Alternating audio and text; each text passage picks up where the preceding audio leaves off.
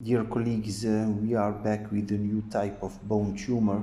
This is the case of a 26 years old male who presented with a 6-month history of left knee pain. X-rays showed an epiphyseal osteolysis of the distal femur rimmed by a well-defined margin. This lesion doesn't present neither periosteal reaction nor a soft tissue extension. These are features of a slow growing lesion and hence benign. There are mainly three benign and epiphyseal lesions that we can cite: the giant cell tumor, the aneurysmal bone cyst, and chondroblastoma. In this particular case, clinical and radiological features highly suggest a giant cell tumor of bone. MRI showed that the lesion had two components, a tissular one and a cystic one. The cystic component presented fluid levels which are characteristic of ABC. In summary, this is more likely to be a giant cell tumor associated to a secondary ABC, which is a quite frequent situation in giant cell tumor of bone. The diagnosis of a giant cell tumor is quite easy on histology, which is remarkable by the numerous multinucleated giant cells which are associated to a proliferation of round to oval mononuclear cells.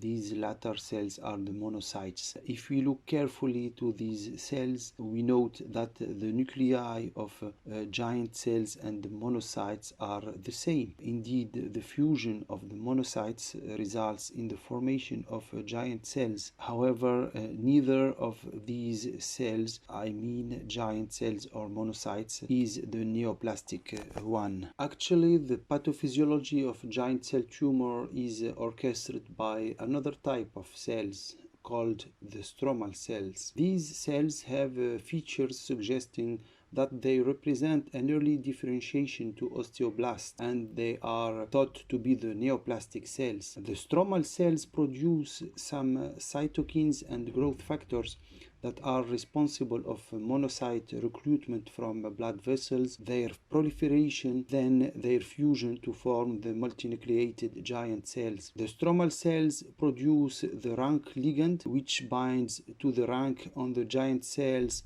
and induces osteolysis. Let's come to the treatment now. The treatment of a giant cell tumor of bone is intralesional curettage. However, two questions are still debatable. First of all, should we use an adjuvant or not? Many chemical agents are proposed, and among them we can cite the calcitonin, phenol, liquid nitrogen, and more recently denosumab. Secondly, should we fill the cavity after curettage either by bone grafting or bone cement? For our patient, we performed an intralesional curettage, then we administered to him the denosumab postoperatively for 6 months, and we have obtained this excellent reossification of the lesion. However, 6 months later, a local recurrence occurred, and we see on X-ray and especially on CT the local recurrence. This is the cortical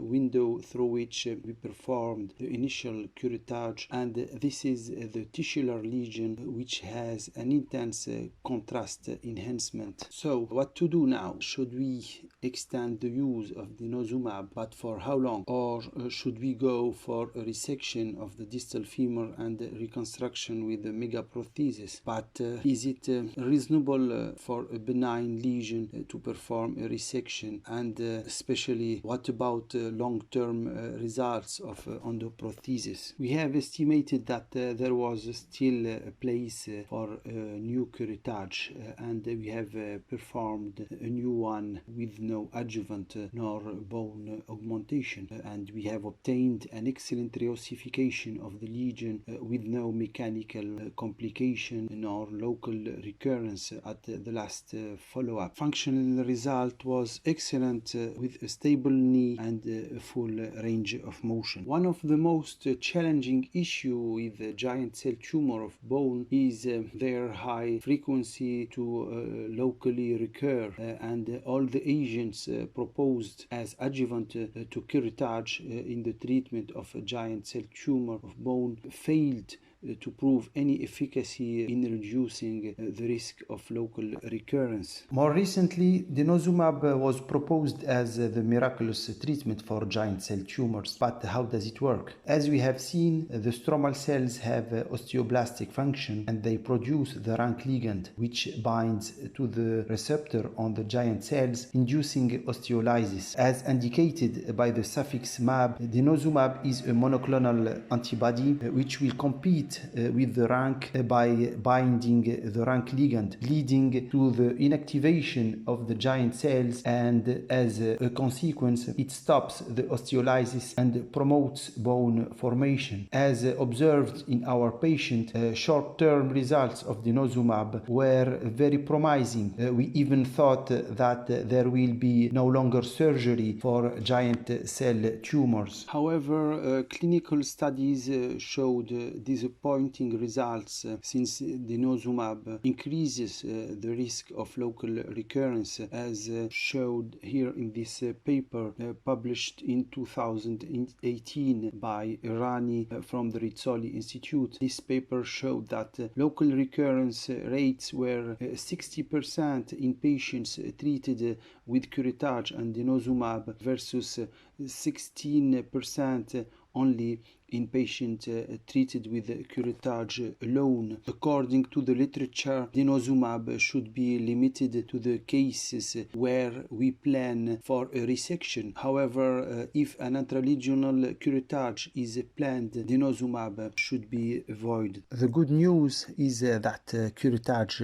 is still the only effective treatment for giant cell tumors, and to achieve good curettage, it is recommended to resect cortical window as large as the diameter of the lesion, then to use curettes with different shapes and different sizes to have a thorough curettage. At the end, we use a high-speed burr in order to excise the residual tumoral tissue. One last debatable question that we will try to answer is, do cavities left after curettage need bone augmentation? We have published the experience of Kassab's Institute in the treatment of giant cell tumors. It was a retrospective study of 25 tumors treated with curettage and the use of calcitonin as adjuvant, reviewed with a mean follow-up of 68 months.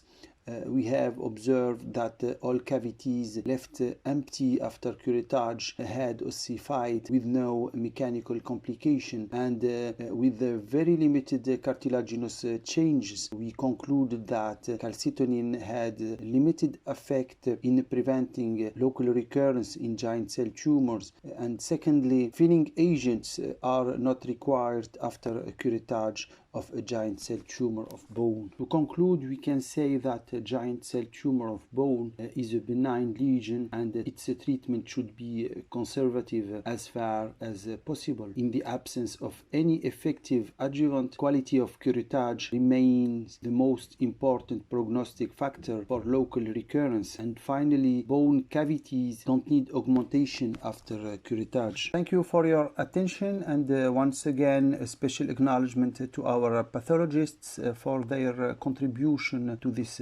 presentation. Bye bye.